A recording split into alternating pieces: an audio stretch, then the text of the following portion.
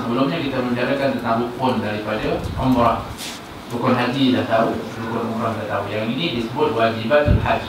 Wajib haji. Dia tak ada wajib umrah, dia ada wajib haji. Wajib haji selain daripada rukun ada 3. Dan wajib haji ni kalau dianya dilanggar, ditinggalkan, dia tak efek sama seperti rukun. Rukun kalau dia tinggalkan maka terbatallah haji atau umrah. Tapi yang ini tak batal, tapi dia kena dam. Ada 3. Yang pertama al-ihram min al-miqat, iaitu berihram di miqat, di tempat yang telah ditetapkan. Daripada Yaman, jalan Melak, daripada kita ni daripada mana? Kalau kita daripada mana? Malaysia.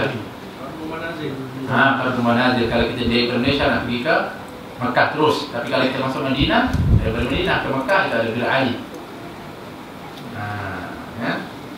Jadi ada tempat yang telah ditetapkan bagi penduduk Mekah. Kalau nak berbuat ataupun nak menunaikan miqat, itu ada beberapa tempat. Di antaranya adalah Ja'ran, Hudaybiyah. Begitu juga dengan di mana? Tan'im, yang adanya majlis Sayyidatina Aisyah radhiyallahu anha. Jadi kena niat di miqat. Bermakna orang yang meninggalkan niat di miqat sah. Seperti mana orang yang disebutkan berbuat haji tamattu'. Orang-orang yang haji tamattu', dia masuk ke Mekah, dia buat umrah. Kemudian dia tanggal ihram dia. Setelah itu dia nak pergi untuk berbuat haji, maka dia pun terus pergi ke mana? Kan? Dia pergi ke Arafah. Maka dia niat ketika dia nak bergerak untuk pergi ke Arafah, dia miqat di bukan tempatnya.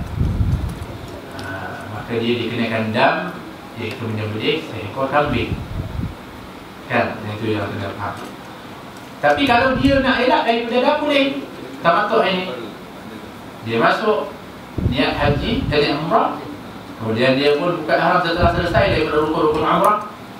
Waktu dia nak pergi untuk nak menunaikan haji, dia niat di Tan'im. Dia keluar balik ke tanah halal di Tan'im atau Ja'ran atau Hudaybiyah, dia niat pula untuk ihram haji. Kemudian dia pergilah setelah itu, atau waimah 2 hari, 1 hari, tak ada masalah. Yang penting dia miqat di tempat yang asal. Tapi ketika itu dah berlaku ihram dalam diri itu, maka batallah ihram berlaku lah. Maksudnya contoh saya pergi masuk ke Mekah pada 10 hari awal. Jadi saya pun tamattu'. Saya niat umrah, tak niat haji. Niat umrah. Masuk, buat umrah wajib. Lepas umrah wajib, buka ihram. Selesai. Tunggu ketika itu sampai untuk 9 Hijjah untuk nak wukuf di Arafah. Tapi saya takut kalau pergi 9 atau 10, 8 tu dah ramai orang dekat jalan. Tak nak pergi ke Tan'im mungkin dah penuh. Jadi saya pergi hari yang ke-7. Boleh tak? Boleh. Tapi hari 7 tu dah mulakan ketika mana kita niat dekat Tan'im hari yang ke-7. Ketika itu hari 7 tu kita dah kena buat ihram. Semua sekali dah kena ihram. Tapi dia tak kena dah. Tapi jarang orang buat seperti itu sebab telah tadi takut risikonya dia pergi sana Tan'im tak dapat pergi masuk Arafah sebab jalan. Jadi risikonya tinggi. Begitu juga orang-orang yang berbuat talbiyah. Talbiyah ini orang yang mana ikut sunnah baginda Rasulullah SAW. Dia pergi masuk di Mina dulu, tunaikan sehingga 5 waktu di Mina, kemudian pergi ke Arafah. Kenapa kita tak pergi? Kita nak pergi nak afdal memang betul. Tapi kalau semua pergi ke situ, tak sampai Arafah. Sedangkan Al-Hajju Arafah itu rukun. Tinggal yang tu habis. Habis haji kita bukan masalah habis saja. Habislah tak apalah. Kena kafarah, kemudian kena qada. Main-main. Jadi kena miqat. Tapi maknanya kalau seorang itu pun pergi umrah di Bir Ali, dia tak miqat. Dia tak niat ihram. Dah terlajak dah jauh. Baru ingat Allah, baru berniat. Dia tengok keadaan. Kalau boleh dibatalkan ni dan dia niat, selesai usaha. Tak boleh tak balik, dia niat pergi ke mana di tempatnya, maka dia kena dam. Tapi boleh tak dia niat di sebelum itu di hotel? Boleh. Tapi ketika itu dah berlaku ihram ke atas. Tapi yang tempat miqat tadi inilah tempat yang sepatutnya dia berniat. Itu adalah wajib haji. Yang keduanya adalah ramyul jimari salas, melontar jamrah yang 3. Jamrah ini ada 3, jamratul ula ataupun wusta wa akhirah, ataupun disebut jamratul aqabah, ataupun disebut juga jamrah aqabah sughra atau jamrah sughra, wusta dan kubra. Jadi melontar jamrah yang 3 ini adalah merupakan wajib haji. Tak lontar boleh tak? Boleh. Maka dia kena dam. Kalau tak lontar. Jadi kubra, wusta dan aqabah. Jadi kalau kita tertib daripada haji itu, setelah kita mabit di Musdalifah, kita pun ambil batu, kita masuk Mina, kemudian kita kena lontar aqabah. Jamratul aqabah itu yang akhir. Baru setelah itu kita boleh tahallul awal. Baru setelahnya itu mengikut ayam tasyrik, kita akan melontar kepada jamrah itu 3 jamrah. Kalau kita tak lontar pada hari pertama, macam mana kita lontar kita? Boleh? Tak lontar 3 boleh? Jamak sekali pun boleh. Tapi tak boleh sekali. Dia kena dalam 2, 3 boleh.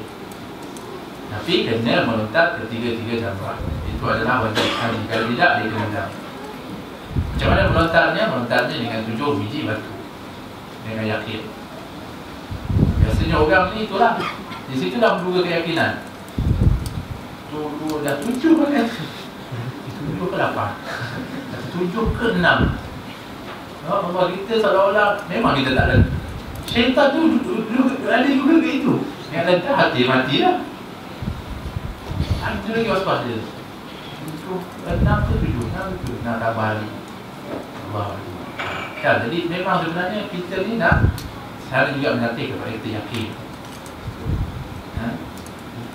Nah, jadi kalau kita lontar sekaligus 7, kalau lontar sekaligus 7, 1.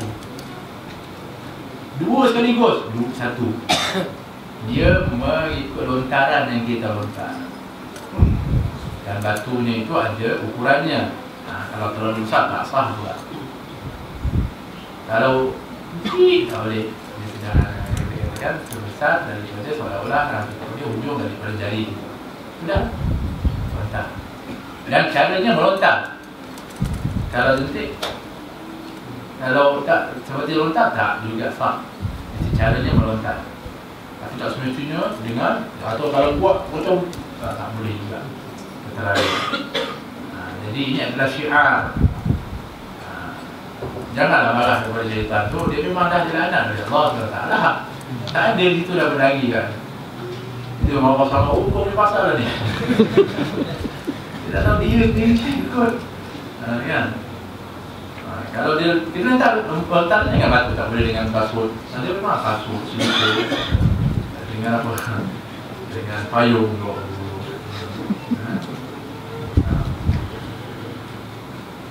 Walhalqu ataupun memotong rambut, mencukur, iaitu adalah wajib haji. Itu dikatakan ada yang mengatakan dua rukun, ada mengatakan masuk dalam wajib haji.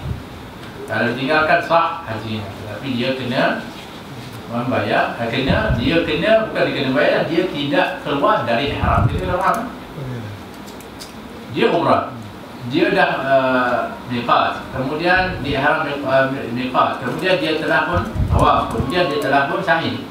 Selesailah.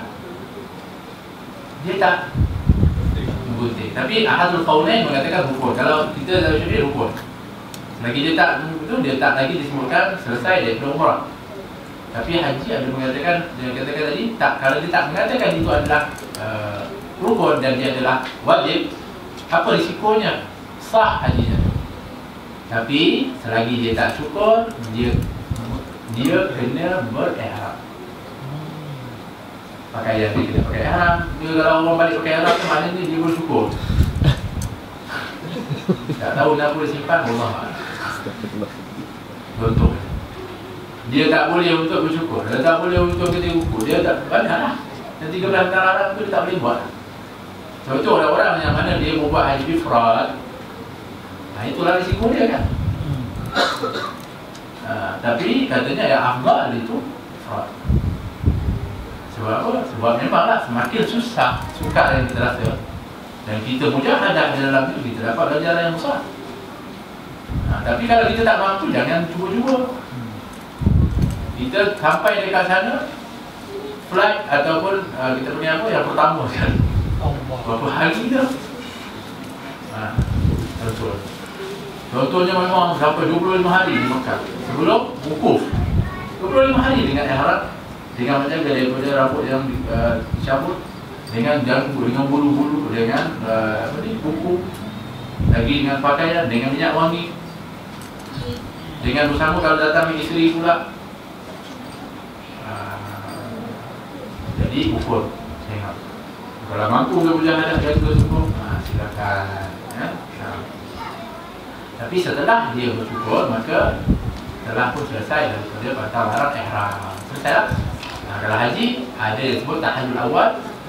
Dan di dalam haji dan juga dalam wajib yang kita katakan, inilah satu-satunya waktu Nabi cukur rambut.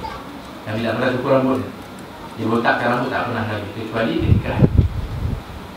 Sebab itu disunahkan kepada kita dalam hadis Nabi mengatakan, orang yang cukur gugurnya rambut dosa itu sebanyak bilangan rambut yang ada di atas kepala. Maka kalau kita cukur tu, banyak mana rambut kita gugur dalam dosa-dosa kita sebanyak itu. Digalakkan untuk cukur, digalakkan untuk cukur orang-orang yang mana selesai untuk bertahallul. Tapi nak bercukur ini, ini pun ada masalah juga. Dia nak cepat sangat, dah 10 tahun tu dah tak tahan sangat lah. Dia pun gunting sikit, kemudian dia mau pergi cukur tak. Yang gunting pertama itu tadi. Jadi kalau dia pergi terus ke boleh cukur, semua dia lain kan. Jadi dia pergi kedai terus dia cukur. Semua rambut yang guru itu. Tapi kalau kita dah gunting dah, tak selesai dah. Setelah kita pergi cukur, dah habis dah. Jadi itu dimaksudkan. Sekurang-kurangnya kalau ada orang yang ada rambut adalah 3 helai rambut kurang-kurang 3 helai. Sama ada lagi lah kalau dia nak gunting atau dia cukur, tapi cukurnya 3 helai di atas kepala ya. Jangan bulu yang dekat tu, bahu ni, rambut ni, takut sangat rambut dia tu. Janggut ada orang pun, alhamdulillah, dia bertahan dulu di gunting janggut. Ini mesti di atas kepala. Ataupun dia cabut. Hari gunting tak jumpa, tak akan lagi cabut. 1, 2, 3. Tak kira putih, tak kira hitam. Jadi dia pilih pun putih. 1. Faham? Atau dibakar.